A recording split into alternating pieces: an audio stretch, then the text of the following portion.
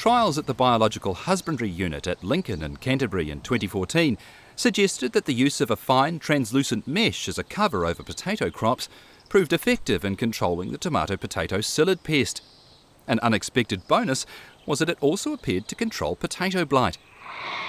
Further work at the BHU Farming Centre since 2014 has shown that the use of mesh also increases crop yield and tuber size. The problem we had was we had this pest called tomato-potato psyllid, TPP, that arrived in 2006. The conventional growers had to resort to using chemicals to control it, but this didn't work for the organic growers. So I was asked if I could try and find a solution, and having worked in the UK and farmed over there, I knew about these mesh crop covers. This last field trial from last summer, where we dug the mesh in, so simulating the commercial use of mesh, we got almost complete control of psyllids. Under all the mesh treatments, 3 different mesh treatments, we got 12 psyllids in total. We had 1,600 in total under the agrochemicals. So even though we're spraying weekly, so we got very good control of the psyllid. It's a physical barrier. So it stops the pests getting to the crop in the first place, which for a number of pests, particularly like psyllid that carry bacteria, is really important because it stops the pest even getting the disease into the plant as well. So it's an even greater improvement over agrochemicals, which can only kill a pest once it lands on a plant. Then in terms of the blight, the research we've been doing and a range of experiments is pointing to the fact that the mesh reduces the amount of UV light because they put sunscreen, titanium dioxide in the plastic to make the plastic last a long time. That blocks UV light, and it seems that by blocking UV light, that is also reducing the amount of blight we're getting. It's been game-changing in Europe, and to me, this is the future of pest control globally, and particularly in New Zealand. You know, we need to be aiming for high-value crops, and spray-free is a very simple start on that kind of adding value, and at lower cost. That's the irony. The mesh costs less than the chemicals, and you're producing a high-value crop. You know, the potential's kind of almost, you know, limitless. And the other thing is the chemicals are failing. It's not like, you know, some theoretical abstract idea from scientists as it was in the 1980s that these things aren't going to work forever. They're failing, you know, all over the place now, not just in New Zealand, globally. Some of the leading growers are already looking at this stuff. I'd really like to see engagement from industry bodies because the potential's here. So to me, what we should be doing is going, what crops could we use this on? Let's do the research and just try it out. And it's not expensive research. This is field trial stuff. We can just go and put it on crops in fields, have a look, see what happens. At the commercial scale, sheets are really quite massive. So they're up to 40 metres wide, 200 metres long. The use of mesh in Europe now is an entirely mechanised process, and it's very straightforward. So something like turnips and swedes are drilled, or potatoes planted by machine as tubers.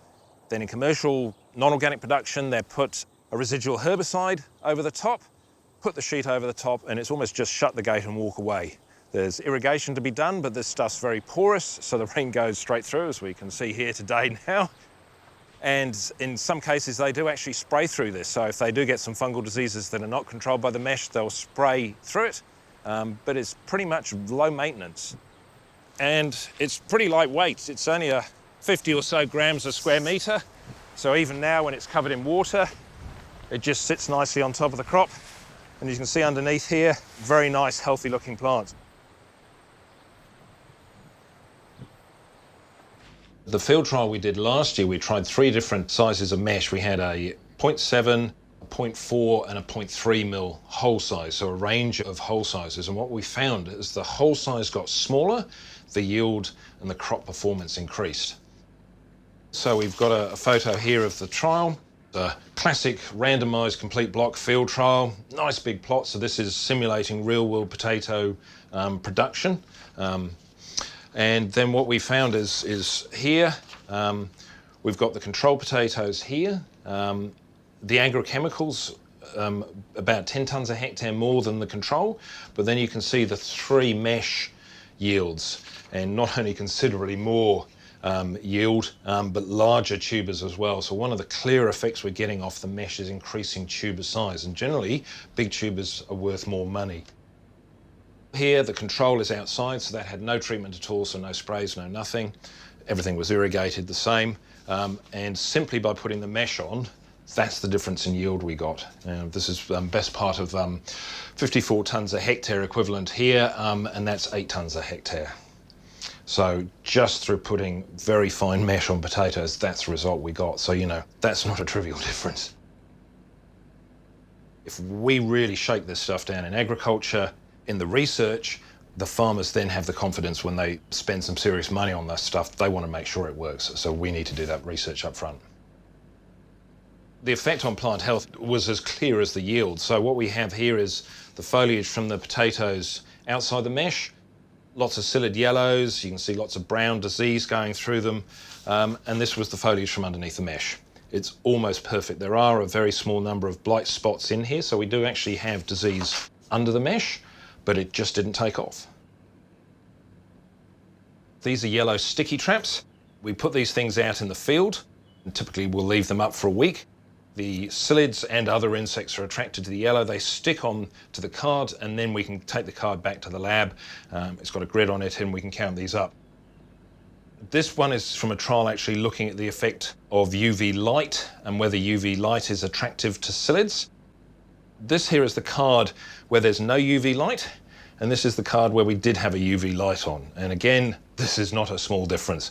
The psyllids are clearly very, very attracted to UV light, which then fits in with the fact that when we blocked UV light in one of the trials, we got much less psyllid damage on the potatoes.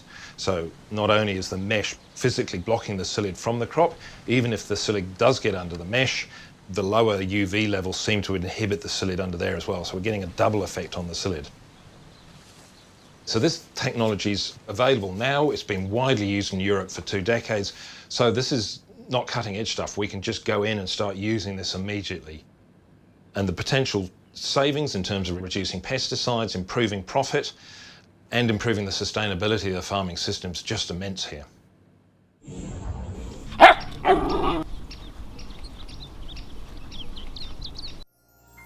This program was made with funding from New Zealand On Air.